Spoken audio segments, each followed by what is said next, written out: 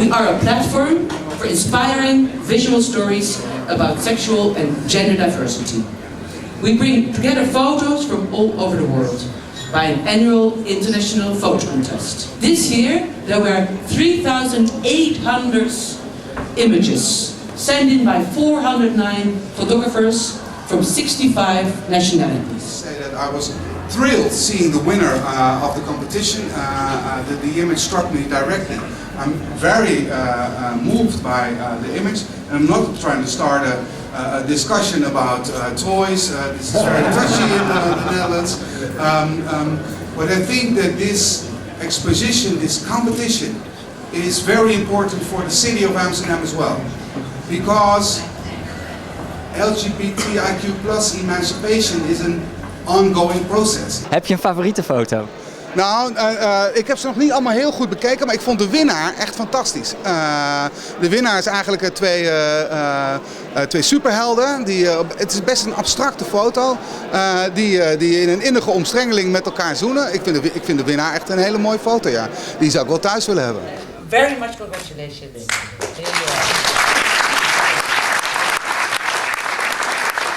First time we saw it, we all said, okay, we love it. Maybe this is going to be the winner. Yeah. And then we said, no. Let's see everything. Yeah, it kind of crept into our thinking, you know, because it was actually part of a series. Yeah. And so we wanted to look at it in different ways, but I think it's a very convincing story because it's absolutely simple and totally complex at the same time. You know, it absolutely relies on kind of instinctual memory that we all have of playing with toys and thinking about toys, and at the same time breaking all these stereotypes of what they're supposed to represent.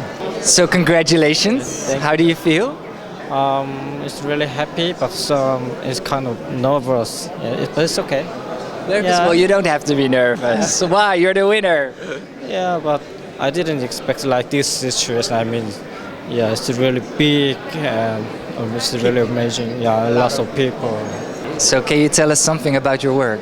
There are two series here, and the play toy was with superhero characters, and he was trying to use that stereotype of a strong man image with the gay scenes. So he make them sexual, he make them humorous. Het is heel belangrijk dat je jezelf kunt zijn. Dat grote groepen in Nederland en ook buitenland, maar voornamelijk heb ik het nu even over Nederland, dat iedereen zichzelf kan zijn. Dat hij zijn vrijheid kan beleven. Dat hij de seksuele voorkeur kan uiten. Dat je dat op straat kunt doen. Dat je je niet gegeneerd voelt en afgeremd voelt als je met je twee mannen of met je meisje samen hand in hand loopt, dat je denkt dat het niet kan. Het is toch totaal bespottelijk dat dat niet kan. Dat mensen zich geremd voelen. Weet je, hoezo? Wie bepaalt het? Wie bepaalt dat wij, ik heb ook een meisje, wie bepaalt dat we niet zo mogen leven? Ja, het is, en wij proberen dat natuurlijk er overheen te gaan, hè, door echte verhalen internationaal te laten zien. Het is ook belangrijk dat je het verhaal erachter vertelt.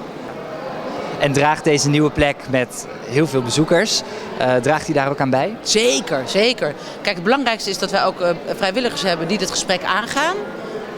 Die met mensen praten, die vragen van, je ziet iets, wat zie je? Wat vind je daarvan? Je ziet liefde, je ziet ook ellende.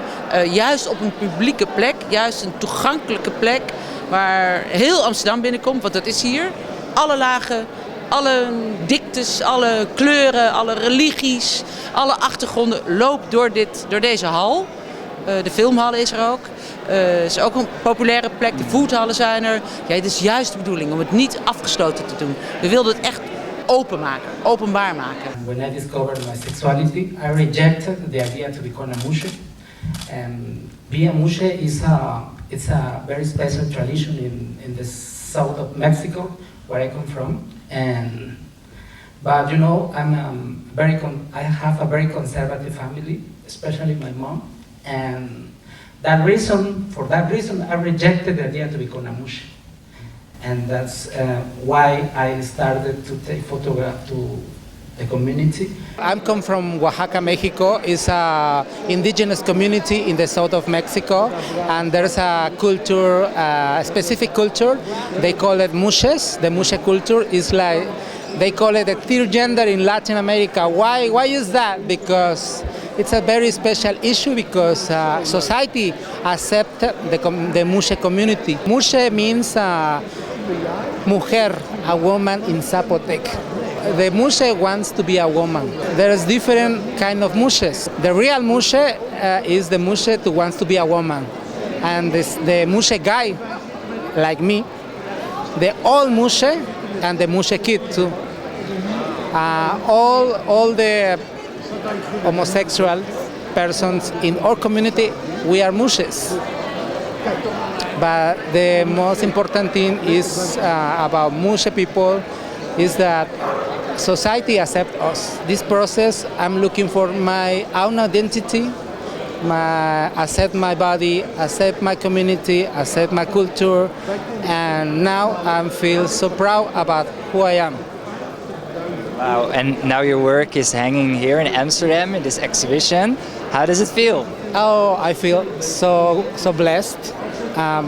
But actually 2 years ago, I had a solo exhibition here in Amsterdam at Fond Museum. Wat brengt jou hier, los van deze prachtige kunst? Ja, ik was ongeveer een maand geleden in Mexico City. En ik deed daar een workshop voor fotografen. En een van de winnaars van vanavond die zat in die workshop ook, Nelson Morales. Dus vandaar dat ik hier ben, want hij logeert nu bij mij. Dus zo maak je vrienden over de hele wereld. Hè? Ik vind het erg goed zijn werk, ook omdat hij het weer eigenlijk esthetiseert ook heel erg en een soort sprookje ervan maakt. En er zit een enorme ironie in zijn werk ook. Om het juist zo heel over de top aan te zetten en sprookjesachtig te brengen. Maar er komen veel bezoekers, denk ik, gaandeweg door de dag hier doorheen. En zij gaan toch even weer anders kijken naar dit beeld.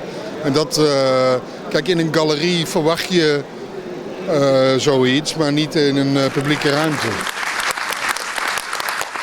I saw some Myanmar traditional wedding photos, and I thought they at a friend's house, and I thought they were really stunning, and they were fun. They told so much about the place. So I decided with my partner to book a little photo studio. We did our wedding photos there, and the studio was a bit shocked, of course. They really wanted me to dress up as a guy. I insisted. While we were having these photos taken, I was thinking, you know, how amazing it would be to provide LGBTIQ couples there with their wedding photos. I mean, they cannot get married there. No. So I put an ad on Facebook that said, you know, any LGBTIQ couples that would like to have their pictures taken, I am renting out the photo studio, the makeup artist, costumes and everything. And one of the couples posted on Facebook, and it was a massive, like, viral thing. I was in Milan, I remember looking at Facebook, like, oh my god, 3,000 comments, it exploded, the local press picked it up. I was like, now what am I gonna do in Myanmar? Yeah. So I had a chat with the couple. I was like, listen, how are things going, you know? And yeah, they got a lot of negative comments too, but overall they were very happy to have them traveling around and to be a bit of like a model, let's say. And we as City of Amsterdam, as City Board, are strong allies on the LGBTIQ plus communities, and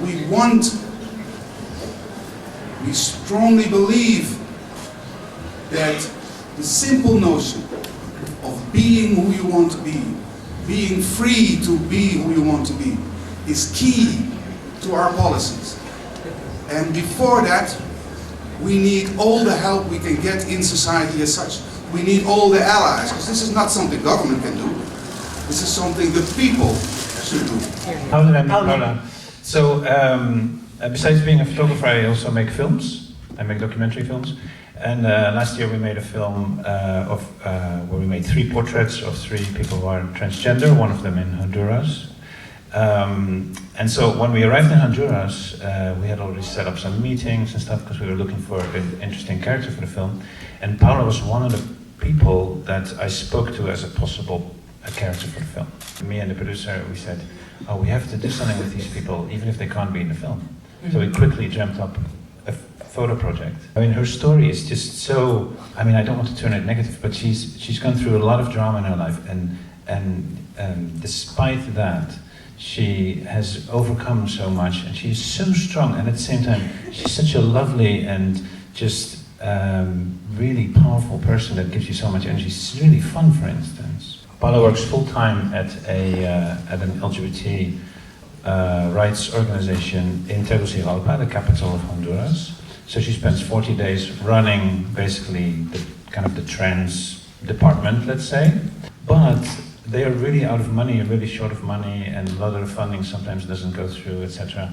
And so she's forced to work as a sex worker 3 nights a week. So every Thursday, Friday, and Saturday, she goes out on the street. And actually the series that I entered shows her transformation from an office worker to that work that she does. On the one hand, she's very proud and very happy that we won this award.